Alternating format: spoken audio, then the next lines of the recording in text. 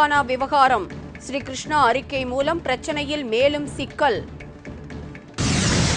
விலைவாசி கடும் உயர்வு, உணவு பணவீக்கம் படுபயங்கர ஏறுமுகம். காமன்வெல்த் ஊழல், சிபிஐ அதிகாரிகள் இன்று மீண்டும் சோதனை. எதிரிகளை குறிவைத்து தாக்கும் ஆள் இல்லாத போர் விமானங்கள், இந்திய விஞ்ஞானிகள் தீவிரம்.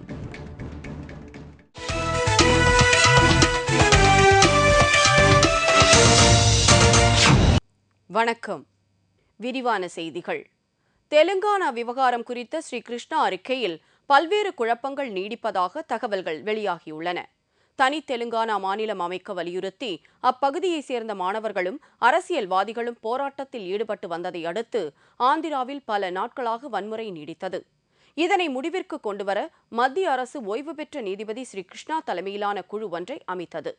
பல்வேறு தரப்பினரிடம் நடத்தப்பட்ட ஆய்வுகளை அடுத்து ஸ்ரீ கிருஷ்ணா ஆணையம் தனது அறிக்கையை மத்திய அரசிடம் கடந்த சில தினங்களுக்கு முன்பு சமர்ப்பித்தது. இந்த அறிக்கையை இன்று வெளியாகிறது. இதனை அடுத்து அறிக்கையில் குறிப்பிடப்பட்டுள்ள அம்சங்கள் குழப்பத்தை ஏற்படுத்துபவையாக அமைந்துள்ளதாக செய்திகள் வெளியாகியுள்ளன. தெலுங்கானாவை ஆந்திராவில் இருந்து பிரித்து ஹைதராபாத்தை தலைநகராக கொண்டு தனி மாநிலம் அமைக்க வேண்டும் என்று அப்பகுதியினர் வலியுறுத்தி வரும் நிலையில் குழப்பமான அறிக்கையை ஸ்ரீ கிருஷ்ணா கமிட்டி பரிந்துரை செய்துள்ளது. ஆந்திராவை பிரிக்காமல் விட்டுவிடலாம் அல்லது ஆந்திராவை மூன்றாக பிரித்து கடலோர ஆந்திரா, தெலுங்கானா, ராயல்சீமா என 3 மாநிலங்களாக அமைக்கலாம், ஐதராபாத்தை யூனியன் பிரதேசமாக அறிவித்து தெலுங்கானாவிற்கு ராயல்சீமாவிற்கும் தலைநகரமாக அறிவிக்கலாம் என பல்வேறு அம்சங்களை ஸ்ரீ கிருஷ்ணா கமிட்டி தெரிவித்துள்ளதால் அரசு அதிகாரிகள் உட்பட அனைவரும் குழப்பமான நிலைக்கு தள்ளப்பட்டுள்ளனர். நிலையான கருத்து எதையும் கமிட்டி தெரிவிக்காததால் ஆந்திர விவகாரத்தில் தொடர்ந்து சிக்கல் நீடிக்கிறது. இதனிடையே தனி தெலுங்கானாவை வலியுறுத்தி தெலுங்கானா ராஷ்டிரிய சமிதி கட்சி தர்ணா போராட்டத்தை தொடங்கியுள்ளது. வரலாறு காணாத அளவிற்கு உணவு பணவீக்கம் 18% எட்டியுள்ளது. இது மத்திய அரசை கவலை அடையச் செய்துள்ளது.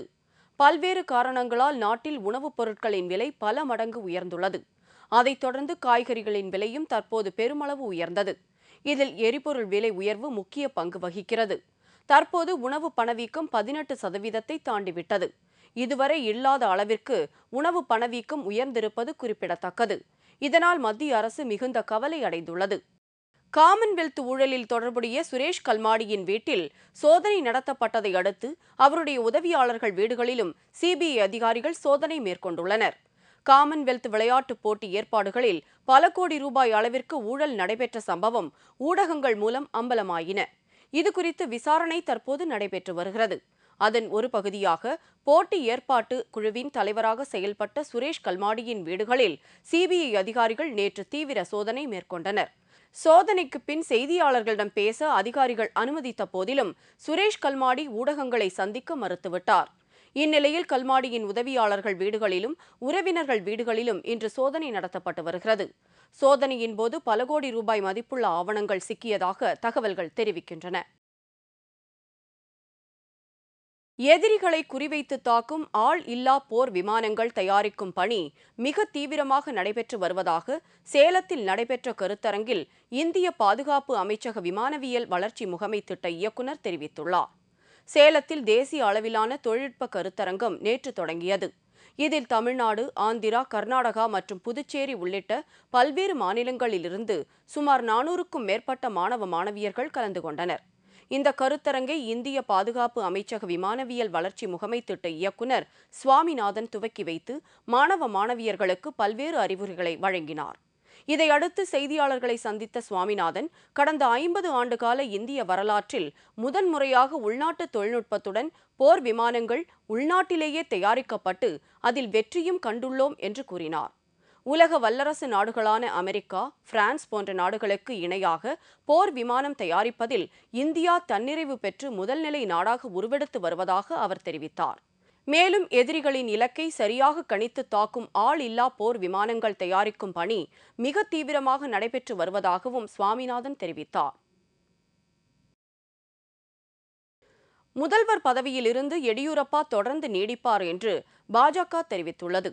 கர்நாடகத்தில் முதல்வர் எடியூரப்பா மீது பல்வேறு ஊழல் குற்றச்சாட்டுகள் தெரிவிக்கப்பட்டதை அடுத்து அவர் பதவி விலக வேண்டும் என்று காங்கிரஸ் உள்ளிட்ட எதிர்க்கட்சிகள் வலியுறுத்தி வந்தன.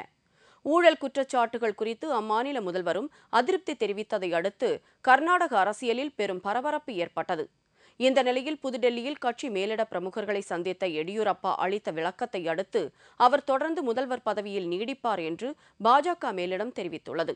இதுகுறித்து புதுடெல்லியில் செய்தியாளர்களிடம் பேசிய பாஜக தலைவர் தர்மேந்திர பிரதான், கர்நாடகாவில் பாஜக வெற்றிக்கு முதல்வர் எடியூரப்பா ஒரு முக்கிய காரணம் என்றும் அவர் தொடர்ந்து பதவியில் நீடிப்பார் என்றும் பதவியிலிருந்து அவரை நீக்கும் எண்ணம் கட்சிக்கு இல்லை என்றும் திட்டவட்டமாக தெரிவித்தார். தமிழகத்தில் கனமழையால் பாதிக்கப்பட்ட இடங்களை பார்வையிட்ட மத்திய குழு தனது அறிக்கையை மத்திய அரசிடம் அளித்துள்ளது. தமிழகத்தில் வடகிழக்கு பருவமழை காரணமாக தென் மாவட்டங்கள் மற்றும் கடலோர மாவட்டங்களில் கனமழை பெய்தது. இதனால் நெற்பயிர்கள் கடுமையாக சேதமடைந்தது. குறிப்பாக டெல்டா மாவட்டங்களான தஞ்சை, திருவாரூர் உள்ளிட்ட மாவட்டங்களில் பயிர் சேதம் அதிக அளவில் இருந்தது. இதையடுத்து பயிர் சேதத்தை ஆய்வு செய்ய வருவாய் மற்றும் வேளாண்மை துறைகளை கொண்ட அலுவலர்கள் குழு மாவட்டம் முழுவதும் அமைக்கப்பட்டன. இந்நிலையில் அந்த குழுவினர் பாதிக்கப்பட்ட இடங்களுக்கு சென்று ஆய்வுப் பணியை மேற்கொண்டனர். இதைத் தொடர்ந்து தாங்கள் சேகரித்த சேத விவரங்கள் பற்றிய விவரங்களை மாவட்ட ஆட்சியரிடம் அளித்தனர். பின்பு அந்த விவரங்கள் அனைத்தும் சென்னையில் உள்ள வருவாய்த்துறையிடம் கொடுக்கப்பட்டது. இதனிடையே தமிழகத்தில் மழை வெள்ள பாதிப்புகளை நேரில் பார்வையிட்ட மத்திய உள்துறை இணைச் செயலாளர் எல். விஸ்வநாதன் தலைமையிலான குழு தனது அறிக்கையை மத்திய அரசிடம் அளித்துள்ளது. இந்த அறிக்கையை மத்திய அமைச்சர்கள் கொண்ட குழு ஆராய்ந்து தமிழகத்திற்கு தேவையான நிவாரண நிதியை ஒதுக்கீடு செய்யும் என்று தெரியவந்துள்ளது. முல்லை பெரியாறு அணையில் மத்திய தொழில்நுட்ப நிபுணர்கள் குழு ஆய்வு செய்துள்ளது.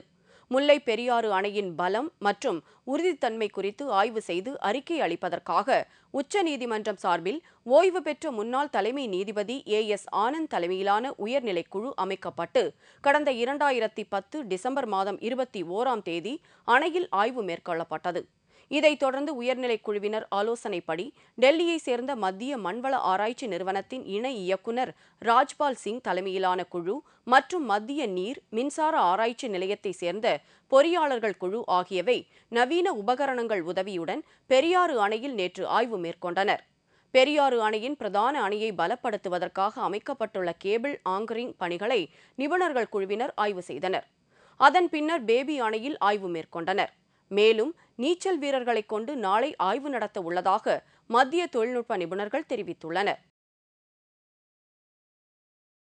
போபர்ஸ் ஊழல் வழக்கை மீண்டும் தொடர்ந்து நடத்த வேண்டும் என்று பாரதிய ஜனதா கட்சி வலியுறுத்தியுள்ளது. கொல்கத்தாவில் செய்தியாளர்களிடம் பேசிய பாஜகவின் மூத்த தலைவரும் நாடாளுமன்ற உறுப்பினருமான சத்தன் மித்ரா போபர்ஸ் ஊழலில் சம்பந்தப்பட்ட குற்றவாளிகளை கூண்டில் நிறுத்த வேண்டும் என்று குறிப்பிட்டார். 1980ஆம் ஆண்டுகளில் போபர்ஸ் ஊழல் இந்தியாவின் மிகப்பெரிய ஊழலாக இருந்தது. ராஜீவ்காந்தி மற்றும் சிலர் அதில் பெருமளவு கையூட்டு பெற்றார்கள் என்று குற்றச்சாட்டு எழுந்ததாகவும் மித்ரா கூறினார். ஸ்பெக்ட்ரம் ஊழல் குறித்து நாடாளுமன்ற கூட்டுக்குழு விசாரணை நடத்த வேண்டும் என்றும் அவர் தெரிவித்தார். அவ்வாறு கூட்டுக்குழுவை அமைத்தால் முன்பு நாடாளுமன்றம் முடக்கப்பட்டதை அடுத்து வீணான கால அவகாசங்கள் சரிகட்டப்படும், நள்ளிரவு வரை சபையை நடத்த எதிர்க்கட்சிகள் ஒத்துழைப்பு தரும் என்று மித்ரா கூறியுள்ளார்.